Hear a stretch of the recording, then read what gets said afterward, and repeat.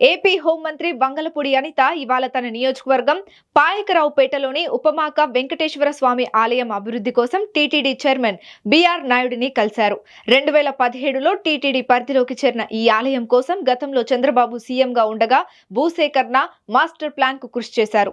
గత ప్రభుత్వం దీన్ని పట్టించుకోలేదు. ఈ నేపథ్యంలో తిరిగి టీటీడీని ఈ ఆలయ అభివృద్ధి చేయాలని అనిత కోరారు. మార్చి 10వ తేదీన ఉపమాక వెంకన్న స్వామి ఉత్సవాలు వైభవంగా నిర్వహిస్తామని 1,50,000 మందికి పైగా భక్తులు ఉత్సవాలకు వచ్చే అవకాశం ఉందని అనిత తెలిపారు. కూటమి ప్రభుత్వం హయాంలో ఉపమాక వెంకన్న స్వామి క్షేత్రాన్ని అభివృద్ధి చేస్తామన్నారు. గౌరవ తిరుమల తిరుపతి దేవస్థానం చైర్మన్ గారు నాయుడు గారిని ఈరోజు మర్యాదపూర్వకంగా కలవటం జరిగింది. ప్రత్యేకంగా పాయకరావుపేట నియోజకవర్గంలో ఉపమాక వెంకటేశ్వర స్వామి ఆలయాన్ని 2015లో టీటీడీకి హ్యాండ్ ఓవర్ చేయడం జరిగింది. టీటీడీకి హ్యాండ్ ఓవర్ చేసిన తర్వాత సుమారుగా అక్కడ కొన్ని కార్యక్రమాలకు ఒక గౌరవ సీఎం గారు చంద్రబాబు నాయుడు గారు కూడా అప్పుడు సీఎం హోదాలో ఆ రోజు ఉపమాక వెంకన్న స్వామిని దర్శనం చేసుకుని ఆ చుట్టుపక్కల ప్రాంతాన్ని ఎలాగైనా అభివృద్ధి చేయాలి అనే ఉద్దేశంతో అక్కడ ల్యాండ్ ఎక్వైర్ చేయడం దగ్గర నుంచి ఒక మాస్టర్ ప్లాన్ తయారు చేసి టీటీడీకి హ్యాండ్ ఓవర్ చేసి అక్కడ టెంపుల్ని బాగా అభివృద్ధి చేయాలి అని ఆ రోజు సంకల్పించుకొని ఆ రోజు ఒక మాస్టర్ ప్లాన్ కూడా రెడీ చేసుకున్నాం. ఆ రోజు అదే తర్వాత గవర్నమెంట్ మారిన తర్వాత ఎంతో కొంత మీ అందరికీ తెలుసు ఎంతో కొంత కొంచెం నిర్లక్ష్యానికి గురైన పరిస్థితి అయితే కనిపించింది. తర్వాత మళ్ళీ ఈ రోజు మార్చి 10వ తారీఖున ఉపమాక వెంకన్న స్వామి కళ్యాణోత్సవం అనేది చాలా ఘనంగా జరిగే పరిస్థితి కనిపిస్తూ ఉంది. సుమారుగా 1,00,000 నుంచి 1,20,000 వరకు కూడా భక్తులు వచ్చి ఆ రోజు స్వామివారిని దర్శించుకోవటం అనేది జరుగుతుంది.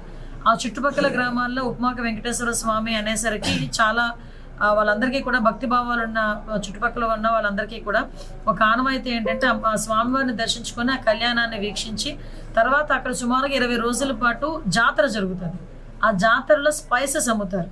ఆ 20 రోజుల పాటు ఆ స్పైసెస్ కొని తీసుకెళ్ళి ఆ క్షేత్రంలో ఉన్న స్పైసెస్ కొని తీసుకెళ్ళి వాళ్ళు వంటల్లో కానీ వాళ్ళు తినే పదార్థాల్లో కానీ ఉపయోగించుకుంటే వాళ్ళకి మంచి జరుగుతుంది, ఆరోగ్యంగా ఉంటారని ఒక నమ్మకం.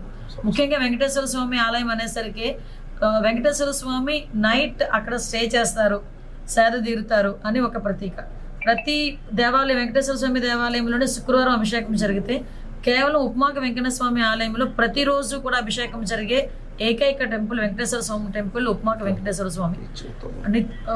మనకి నిత్య ఉత్తర ద్వార దర్శనం కూడా జరిగే ఏకైక టెంపుల్ అది వెంకటేశ్వర స్వామి టెంపుల్. సో అటువంటి టెంపుల్ని మళ్ళీ తిరిగి ఈరోజు మళ్ళీ అభివృద్ధి పదంలోకి ముందుకు తీసుకెళ్ళాలి, భక్తులందరికీ కూడా అందుబాటులో ఉంచాలని గౌరవ చైర్మన్ గారిని కలిసిన వెంటనే చాలా సానుకూలంగా స్పందించారు. ఇమీడియట్గా సిఈ గారిని పిలిపించారు. సిఈ గారికి కూడా ఆ టెంపుల్ మీద అవగాహన ఉండటం వల్ల మేము చెప్పకుండానే తనే తిరిగి మొత్తం ఇవి చేయాలమ్మా, పుష్కర్ని క్లీన్ చేయాలి, పుష్కర్ని మనం రెడీ చేసుకోవాలి, మనం చక్ర స్నానానికి రెడీ చేసుకోవాలి, ఇవన్నీ కూడా ఆయనే చెప్పడం నిజంగా చాలా ఆనందంగా అనిపించింది. ఏదైతే గౌరవ సీఎం గారు ఆలోచన మేరకు మళ్ళా తిరిగి ఈ టర్మ్లో మా అందరి ఆధ్వర్యంలో ఈరోజు మళ్ళీ తిరిగి ఉపమాక వెంకన్న స్వామి ఆలయం అనేది మంచి అభివృద్ధిలోకి ముందుకు వస్తుందని అపారమైన నమ్మకంతో మేము ఇక్కడ నుంచి వెళ్తున్నాం. రాబోయే మార్చి 10వ తారీఖున జరగబోయే కళ్యాణం కూడా అత్యంత వైభవంగా చేయడానికి టీటీడీ వాళ్ళ సహకారం కూడా కోరడానికి ఈరోజు ఇక్కడికి రావడం జరిగింది. వాళ్ళు కూడా సానుకూలంగా స్పందించారు. స్వామివారి కళ్యాణం అత్యంత వైభవంగా జరిపిస్తామని మాత్రం అందరికీ హామీ ఇస్తుంది.